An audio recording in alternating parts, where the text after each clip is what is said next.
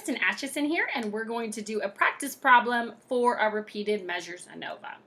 So, in a longitudinal study on the acquisition of punctuation marks by elementary school children, a developmental psychologist asked a group of 4 children to write a narrative at the beginning of each academic year during 3 consecutive years, from 2nd grade through 4th grade. For each narrative, she recorded the number of punctuation marks used. So here's the data we have, and again, this is a repeated measures design, so you can see we have 3 data points for subject 1, 3 data points for subject 2, 3 data points for subject 3, and 3 data points for subject 4. I've gone ahead and calculated the means there for all of those. So the 2nd grade mean was 8, the 3rd grade mean was 9, and the 4th grade mean was 16. So let's practice some of the things that we'll have to do on exams, okay? So what is the independent variable in this study? What are they manipulating? And how many levels does that have? So she's wanting to know kind of about the age, right? About how punctuation changes over time. And so what we have here for an independent variable is really a subject variable, which is grade, okay? So we have 2nd grade, 3rd grade, 4th grade. So our school grade, we have 3 levels, 2nd grade, 3rd, or 4th. Our dependent variable, what's being measured? Well, the last sentence tells us that for each narrative, she recorded the number of punctuation marks used. So the dependent variable is punctuation marks.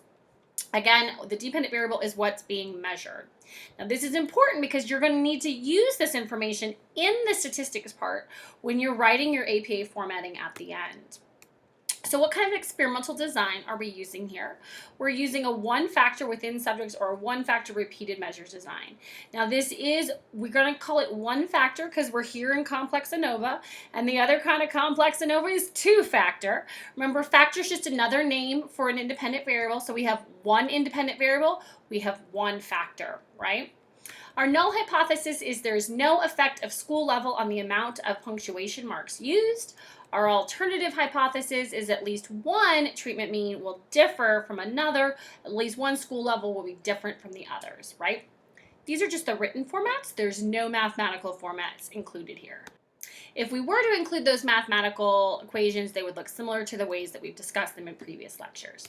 Okay, so the first stage of the repeated measures ANOVA is absolutely identical to that one-way ANOVA that we've already been doing. So computing the sums of squared total, computing the sums of squared between treatments, and computing the sums of squared within treatments, computing the degrees of freedom. All of that is absolutely the same.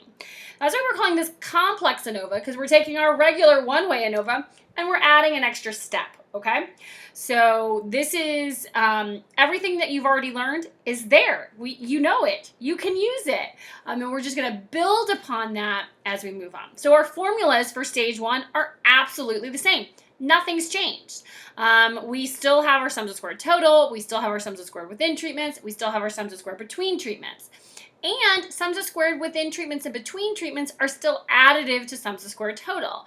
So if you have 2 of the 3, you don't have to compute the 3rd one unless you want to check your work. You can solve for it algebraically. Okay. So we're going to work on sums of squared total first, okay? So these are our data points for each of the 3 grades, and I've went ahead and computed the t's there for you, okay? So the sum of 10 plus 10 plus 4 plus 8 is 32. Same thing for 3rd grade is 36, and for 4th grade is 64.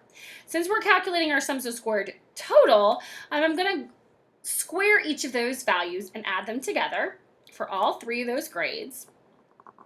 Our G is going to be equal to the sum of our T's, which is 32 plus 36 plus 64. Remember, T stands for total, right? And that will equal 132. The sum of our X squares, since I've already added up those columns, I can just add those 3 numbers instead of adding all of the X's together. Either way is fine, and either way you'll get 1654. Okay, so let's do the formula now. So we know 1654 is the sum of our X squared. We know our G is equal to 132, and we know our N is equal to 12. So the way that formula works out then is we have 1654 minus 132 squared divided by 12. Let's go ahead and start working out that G part of the equation. So G squared is equal to 17,424. if we were to divide that by 12, we get 1452. So 1654 minus 1452 is equal to 202. That is our sums of squared total. Okay, so all we've done here is just pulled that information that we calculated previously on the previous slide, plug it into the formula, and reduce it down. Now that we've solved this g squared over n is equal to 1452, let's keep using it. And let's not reinvent the wheel later on, okay? So let's remember g squared over n is equal to 1452. So what we're going to do next is we're going to get the mean for second grade, which is 8. We're going to do sums of squared. We're going to subtract the mean from each of those values. So 10 minus 8 is 2, 10 minus 8 is 2, 4 minus 8 is negative 4, 8 minus 8 is 0. We're going to square those values. So we get 4, 4, 16. Add all that together, we get 24. So our sums of squared for second grade is 24. Let's do the same thing for third grade. The mean of our third grades, again, you were given that at the beginning, is 9. We'll subtract that mean from each of those values. 9 minus 9 is 0. 12 minus 9 is 3. 7 minus 9 is negative 2. 8 minus 9 is negative 1. We'll square each of those values and add them together. So 0 plus 9 plus 4 plus 1 is equal to 14. That's our sums of squared for third grade. Again, all of this is the same stuff that we've been doing all the way back to t-test, even t-test and 3510 so far, this sums of squared. We've got our mean for fourth grade is 16. We're going to subtract each value from the mean, and we get these values. We're going to square each of those values, and we get 12. So we need each of these so that we can plug them into our sums of squared within treatment. So we calculated sums of squared 1 is 24, sums of squared 2 is 14, and sums of squared 3 is 12. We'll add all those together, and we get a sums of squared within treatments of 50. Now, because sums of squared total is equal to sums of squared within treatments plus sums of squared between treatments, and we already have sums of squared total and sums of squared within treatments, we can just algebraically solve for sums of squared between treatments of 152. We don't have to go in and calculate the third one. Now we can go in and calculate the third one, whichever the third one may be, to check our work. And that's what we're going to do.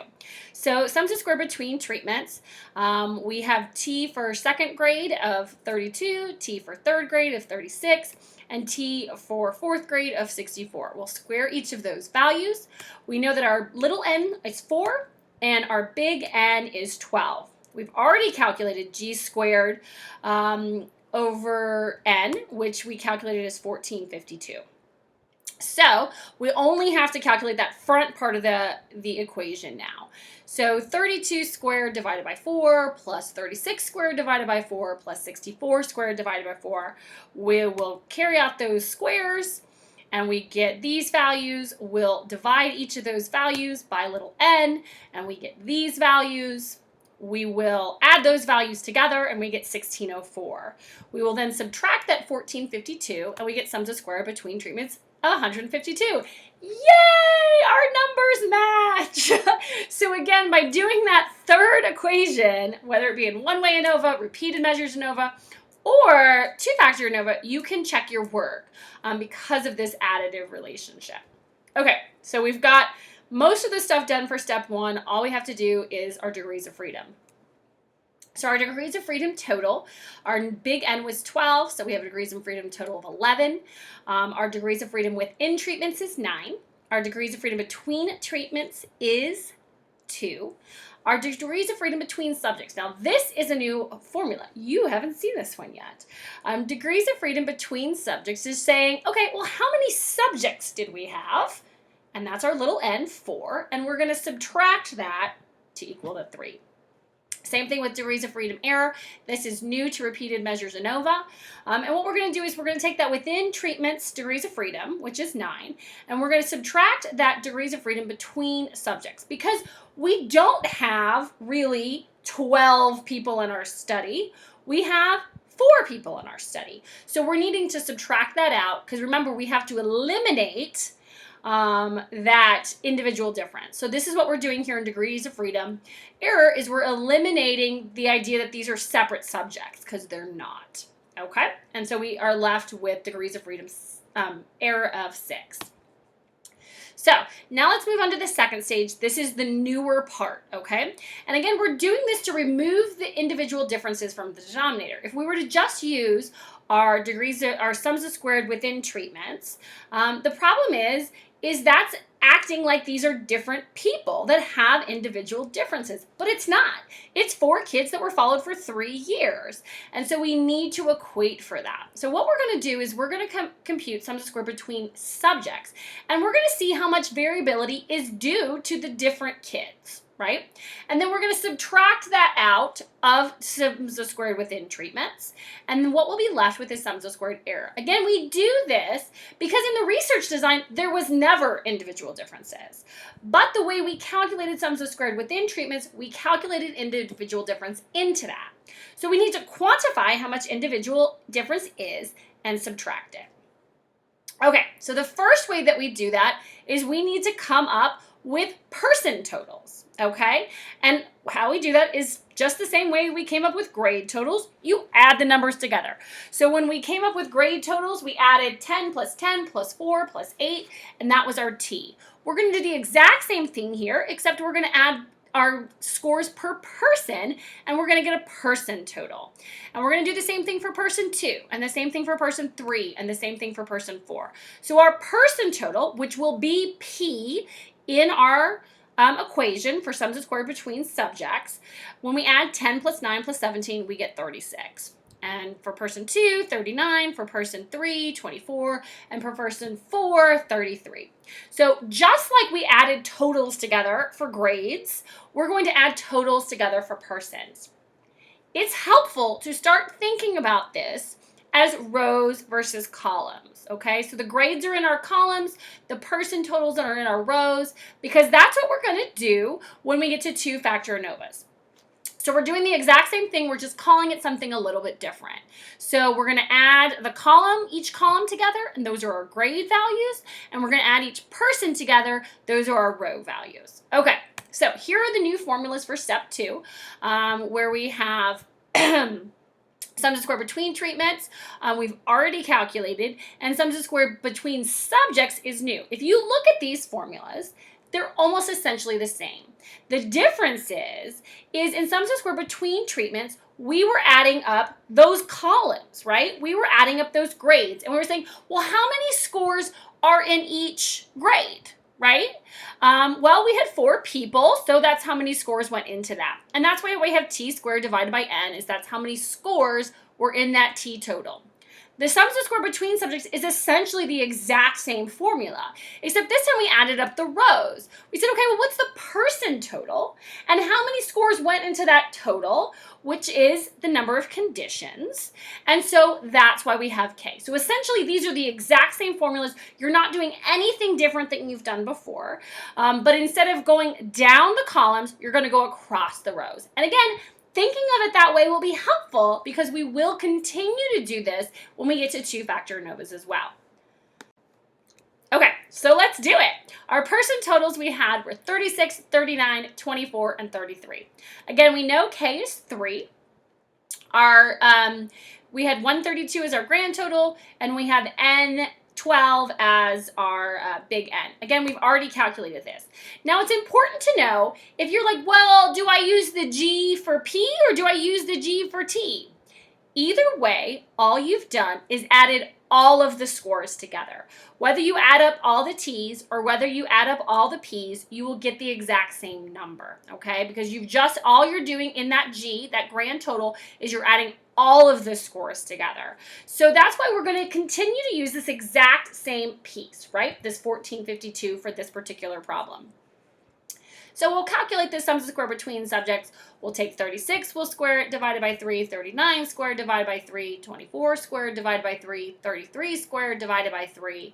We'll go ahead and work that math out, square those values, and this is what we get. 1296 divided by 3, 1521 divided by 3, 576 divided by 3, and 1089. We'll go ahead and divide each of those by 3, and we get 432 plus 507 plus 192 plus 363. We add those values together, and we get 1494. We subtract that 1452 from it, and what we get is a sums squared between subjects of 42.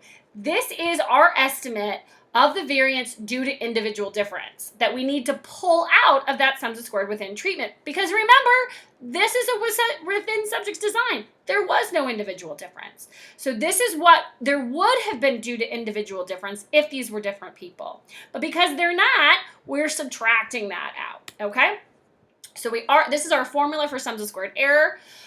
We already know that sums of squared within treatments is 50 and sums of squared between subjects is 42. So our sums of squared error is 8. So 50 minus 42. From this is what we'll carry on using from now on. We will not use that sums of squared within treatments for this repeated measures ANOVA because we're not interested in that, right? We're not interested in that because there is no individual difference. We want this residual term. We want this sums of squared error. So we'll calculate mean squared between treatments just as we have in a one-way ANOVA. Our sums of squared between treatments were 152. Our degrees of freedom between treatments were 2. 152 divided by 2 is equal to 76. So that's our mean squared between treatments. We'll do the exact same thing for mean squared error. This is my forehead tattoo. Don't forget about it. Sums of squared over degrees of freedom. Sums of squared error is 8. The degrees of freedom error is 6. Carry that math out, and we get a mean squared error of 1.33. So our F ratio will be mean squared between treatments divided by mean squared error. 76 divided by 1.33 is equal to 57.14. So our F value for this repeated measures ANOVA is 57.14. Here is our nice F table and our nice graph of an F distribution. Remember, if you're in the cutoff area, we reject the null. If you're not in that shaded area, you fail to reject the null. We have a degrees of freedom 2. 6 is what we're looking up here. Again, you're going to use the two terms that you use to calculate that F. So we use degrees of freedom between treatments, and we use degrees of freedom error. So those are the two that are going to go into this. So degrees of freedom between treatments and degrees of freedom error. So for 0.05, that gives us a 5.14 cutoff. And for 0.01, that's a 10.92 cutoff. Our F is 57.14. That's huge. That's very different than 1. So we're able to reject this null without a problem. And we're able to uphold the research. We're able to support the research hypothesis. The last thing I want to show you is you would write those APA findings and that APA statement the exact same way that we've done before. But I do want to show you this ANOVA table. This is how we typically present data from an ANOVA. So if you were to do an ANOVA with a computer, which if you're out doing research is how you actually do ANOVAs, as much as I enjoy hand calculating them, I realize most of you do not. And so we have statistical software that does this for us. And this is the kind of table that you get. So one of the things that we're going to really start focusing on even more than we already have is being able to use these ANOVA source tables. Because when you do start using computer programs to calculate these things, this is the kind of material that you're going to get. So it has all those values that we've just previously calculated filled in. So we can look at our sums of squared between treatments, our mean squared between treatments. All of them are F. You notice it has 2 asterisks behind that F. That means that it is significant at 0.01. If we only had 1 asterisk, it would be significant at 0.05. So that will tell you, and if there's no asterisk, then it's not significant. So you'll be able to tell that by looking at this table. All that work that we just did in one nice, succinct format. Thanks so much.